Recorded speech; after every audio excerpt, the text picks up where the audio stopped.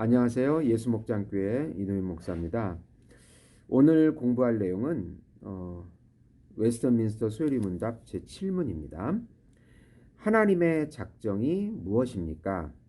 하나님의 작정은 그분의 뜻대로 계획하신 영원한 목적입니다. 그 목적을 따라서 하나님께서는 일어나는 모든 일을 자기 영광을 위하여 미리 정하셨습니다. 네. 시편 33편 11절 보시면 여호와의 계획은 영원히 서고 그의 생각은 대대에 이르리로다. 이사야 14장 24절 보시면요. 만군의 여호와께서 맹세하여 이르시되 내가 생각한 것이 반드시 되며 내가 경영한 것을 반드시 이루리라고 말씀하고 있습니다. 하나님의 작정이라고 하는 것은 하나님의 계획대로 그리고 계획하신 대로 이루어가는 것을 말합니다. 이것을 경륜이라고도 하는데, 경륜이라고도 합니다. 그런데 이것이 영원한 목적입니다. 그분의 뜻대로 계획하신 영원한 목적입니다. 네. 그 목적을 따라서 하나님께서는 일어나는 모든 일들을 영광 받으시기 위하여 미리 정하신 것입니다. 네. 이것이 사람에게 적용이 될 때 바로 예정했다. 그리고 유기했다. 이런 이중 예정이 나오게 됩니다. 그리고 또 하나님께서는 섭리하셔서 당신의 뜻대로 이루어 가시는 것입니다. 그러면 상식적으로 우리가 생각해 봐도 하나님께서 우리를 창조하시고 우리를 만드시고 우리의 조물주가 되십니다. 그 하나님께서 당신의 뜻대로 전능하시고 무한하시고 무변하시고 또 무소부재하신 그분께서 당신의 뜻대로 역사를 주관하는 것은 맞다고 볼 수가 있습니다. 그러면 세상에서는 인과응보로 세상이 돌아간다고 생각합니다. 반대적인 가치관을 생각해 보면 이거는 철학인데요. 대부분 사람들이 인과응보, 원인이 있어서 결과가 나온 것이다. 내가 잘못해서 이런 결과가 나왔다. 내가 잘해서 이런 결과가 나왔다. 내가 이렇게 힘든 것은 전생이 이렇게 돼서 그렇다. 이런 불교 같은 것도 인과응보로 세상이 돌아간다고 생각을 합니다. 그리고 또 숙명론적으로 생각하는 사고도 있습니다. 인도의 사성 계급을 보면 뭐 브라만, 크샤트리아, 바이시아, 수드라, 천민은 영원한 천민으로 숙명적으로 운명적으로 그렇게 정해져 있습니다. 그러니까는 그것을 극복할 수도 없다고 스스로 체념하고 살아가는 것입니다. 이런 숙명론적 사고도 바로 철학이라고 볼 수가 있는데 허무하고 자기가 극복할 수 없기 때문에 자기가 다 정해져 있다고 생각하기 때문에 허무하고 또 그런 인생을 살아가게 됩니다. 그러나 우리 성경은 하나님의 뜻대로 움직인다라고 하나님의 작정대로 모든 것이 정해졌다. 그렇게 말씀합니다. 그러면 우리에게 로봇 칩을 달아가지고 그 뜻대로 로봇처럼 이렇게 움직이느냐? 그런 뜻이 아닙니다. 하나님이 우리를 창조하셨을 때는 자유의지를 주셨습니다. 천사를 먼저 창조했는데 천사가 불순종해서 자유의지가 있기 때문에 사단과 일단의 무리들이 타락을 했죠.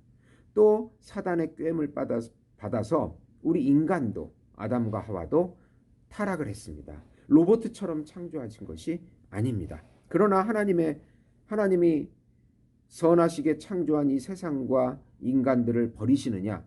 타락했다고 해서 그렇지 않습니다. 하나님의 작정은 또 구원하시는 것입니다. 영원한 구원을 이루십니다. 그래서 예수님을 통해서 성취하시고 새로운 하나님의 나라가 완성될 것입니다. 이스라엘 역사를 또 보면은 하나님이 제사장 나라로 삼으시고 하나님의 이름을 나타내고 하나님의 존재와 성품을 나타내라고 이스라엘을 세웠는데 이스라엘이 불순종하고 우상 숭배하고 혼합주의에 빠져서 타락했습니다. 그 그래서 하나님께서는 또 고난을 주시고 징계를 주시고 심판을 하십니다.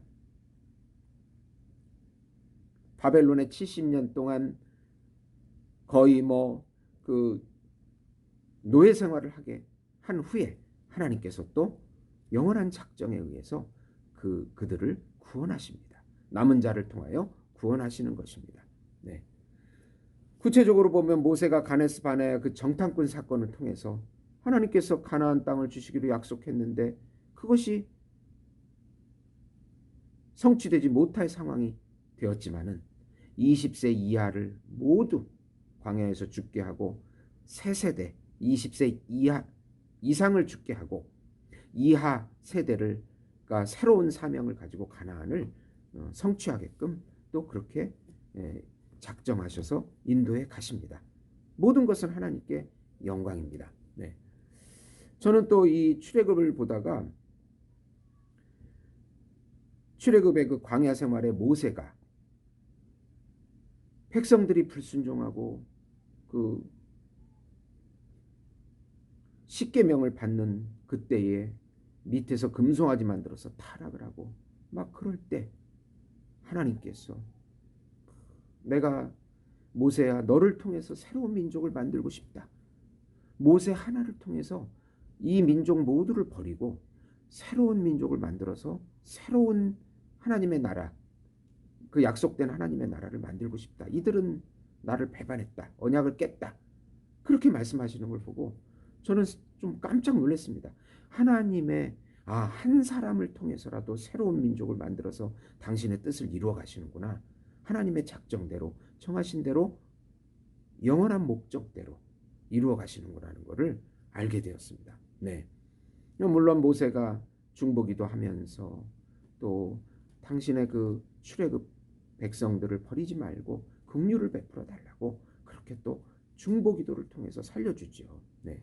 다윗도 보면 하나님께서 다윗 언약을 통해서 정했는데 사울이 방해하고 아들 압살롬이 방해하고 하나님이 정하신 왕 다윗을 패하려고 수많은 반대가 있었어도 하나님의 계획대로 다윗은 그 왕을 유지하고 그 유다를 통해서 또 다윗의 혈통이 이어져 가고 거기서 다윗의 혈통을 통해서 또 예수 그리스도가 나오시게 되는 것입니다.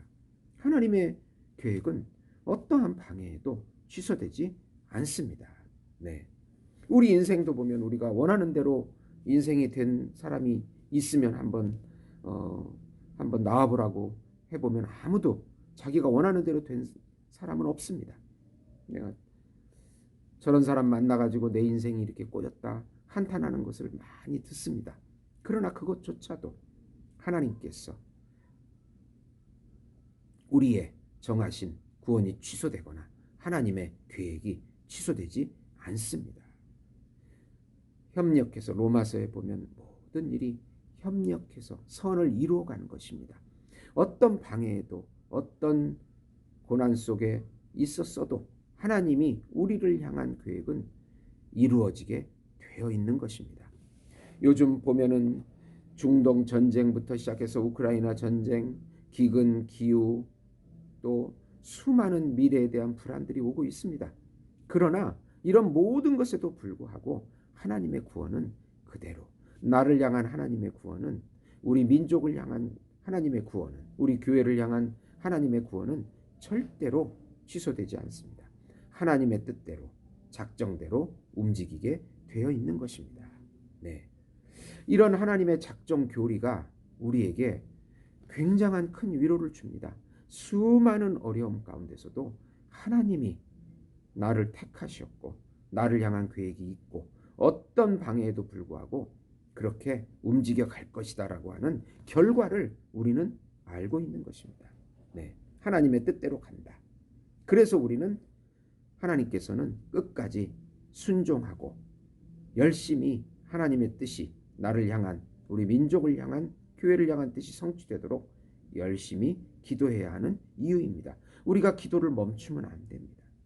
하나님의 뜻은 이루어지니까 하나님께서 100% 당신의 뜻을 당신께서 이루십니다.